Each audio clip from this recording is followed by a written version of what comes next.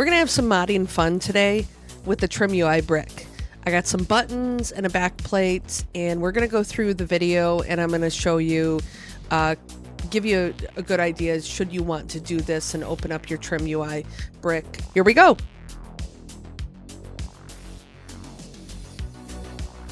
Okay, so I got a cool back plate for the Trimui Brick, and let's see if you can see it. There we go. Look at that. Look at how awesome that is. So that's laser etched, and Lit NXT actually sent me this. So they actually sent me the brick as well. They are able to do this, and this is really super cool. So if you want a laser etched backplate for your brick, you can definitely get one through them. So I'll leave all the links in the comments below. And also I got some buttons. So there's a bunch of different stuff in here. So we'll take a look at those in blue and green. I just wanted to add a little bit of color since I have the white one. So Lit NXT sent me everything that you can see here on screen. They also sent some tools that I'm going to use. Now, going back through this, I might recommend that you use maybe an iFixit kit, something that has a magnetic screwdriver, just to make your life just a tiny bit easier so you can pick up the screws. The guitar pick that they sent is decent. You'll see later on in the video, I have a red stick. It's a red spudger that if you have access to that, or if you pick one of those up, that actually works a little bit better. And you'll see me use that later in the video. So first off, when you're opening it up, be very careful because on the left side, there is the battery cable. So you don't want to snap that. And that's a little tough to get out. You may want to use a tool or your fingernails, whatnot. I just had to end up wiggling it out, and it does eventually come out. Pay attention to that little square up at the top that you're going to have to remove that. You'll see me remove it and put it on the new back plate. But first, I might recommend doing this. Remove your back plate and actually install it. That way it'll just make your life a little bit easier. You can put it all together, and then when you're all done with doing the buttons, then you'll have that and you can just pop it back on. Because trust me, the buttons get a little crazy. So you're going to want just simplicity at the end.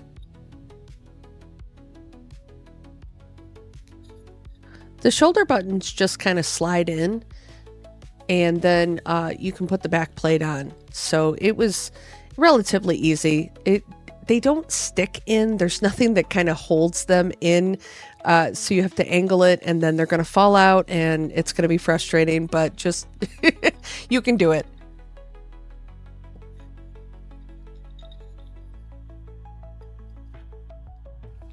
This is the tricky spot because that USB-C port, I don't know why they have to have that, but that was dumb.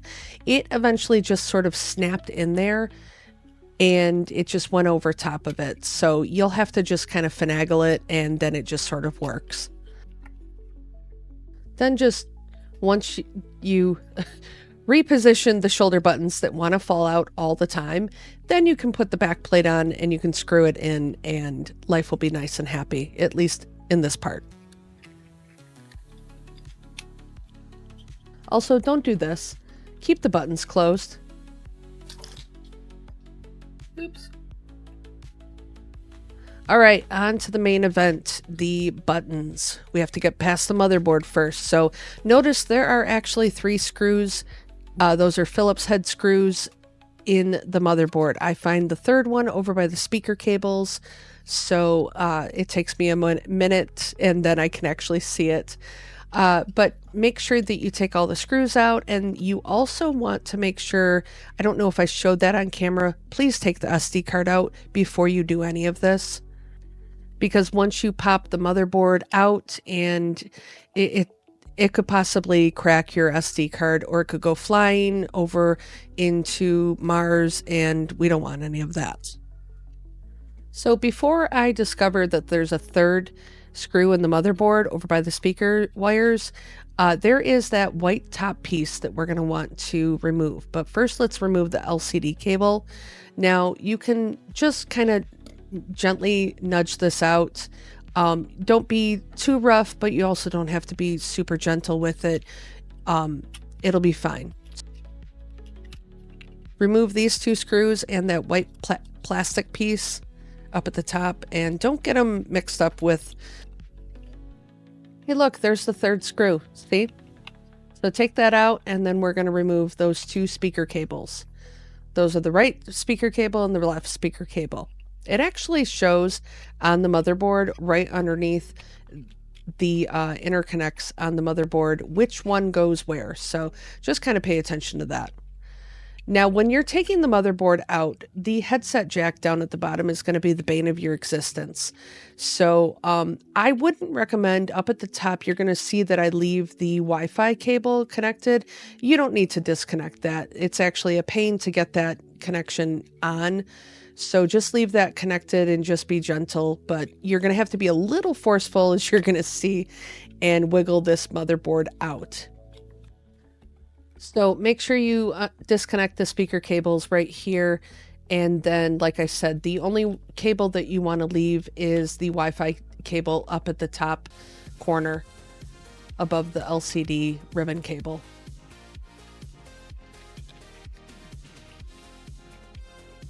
And now we can be just a tiny bit forceful. See, it just kind of pops out.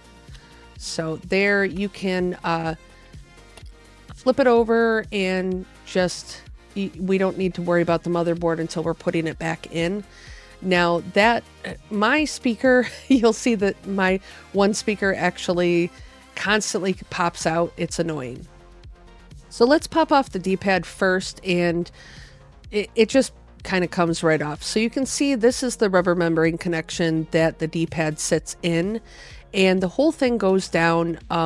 Just pay attention to what the D-pad looks like. It doesn't go in a certain way, but it goes over all that rubber membrane connection.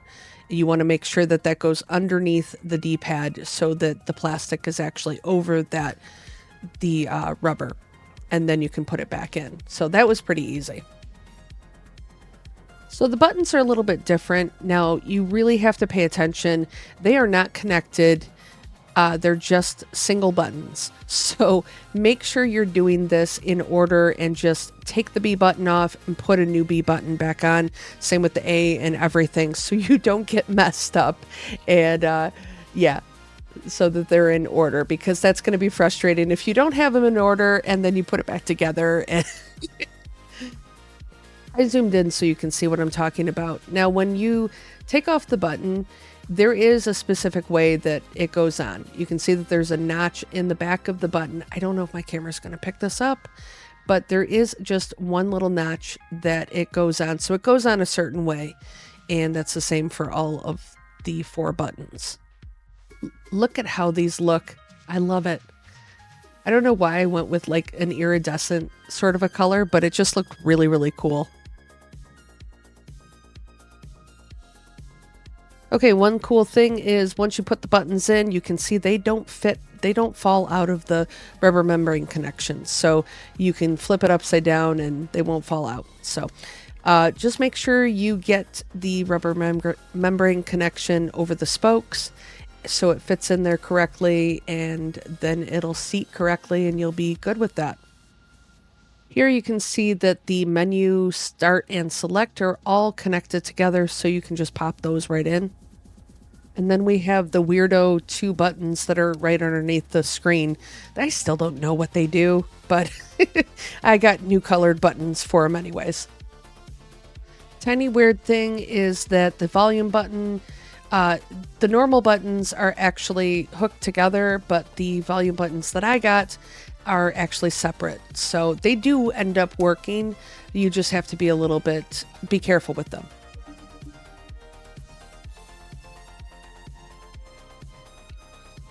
Now, I don't know why, but I had a heck of a time getting the reset button replaced. So just be aware, look at the reset button, because there is, it goes behind 2 spokes that are actually on the housing, and you just kind of got to wedge it in there and then just push it through, basically. So it was lots of finagling. Now, make sure when you're putting it back in, these speaker cables are just a pain. They just are. Also, I ended up not doing the power button. I didn't replace the power button. There's something I just decided that the way that it was sitting on the power button, I just didn't want it to break. So I opted not to do that. And I apologize for the blood that's on my knuckle. I didn't really notice that until way later. So make sure that you pull the LCD cable through before you put the motherboard in. You also want to pull out the speaker cables. You don't have to connect them. Put in the motherboard first and then you can do that. So you just see that I'm putting those out of the way. Just make sure the ribbon cable, the LCD ribbon cable is through the hole, and you can connect everything once you have the motherboard down in. Again, the charging port and the headset jack are going to be your biggest pain in the butt. You got to wiggle it and just kind of, it pops into place, and then you're fine. So right here, make sure that, pay attention to this little notch. It goes in right in the middle of this little button, and then you're actually able to switch that switch back and forth. Also, I would recommend testing all of the buttons before you actually screw the motherboard in. Make sure that they click. If you don't hear a click on those buttons, then they may not be hitting the switch correctly. So you want to make sure that it's hitting the back of the button and everything's all into place before you screw everything in. You can screw the motherboard in and then you can do the LCD cable, or vice versa. It really doesn't matter. Now, before you do any of this with the board, make sure that your speaker cables are kind of in the right position. Take a look at the board first, because it says speaker L, so the left speaker is on the bottom and then the right speaker is at the top. So make sure those cords are in kind of the right spot, and you want to make sure that you put the right cords in there. If you switch them, your speakers will not work, because I did this and then I didn't re-record it. I switched the speakers and then they work now. So they're all working. So learn from my mistake. Now, once you have everything back in place and everything's connected, you screw the motherboard in. You want to put this white piece up here at the top, and it only goes one way. If you flip it around and it's not flush, flip it around again and it's going to go the other way, and then pop the screws in, and that's good.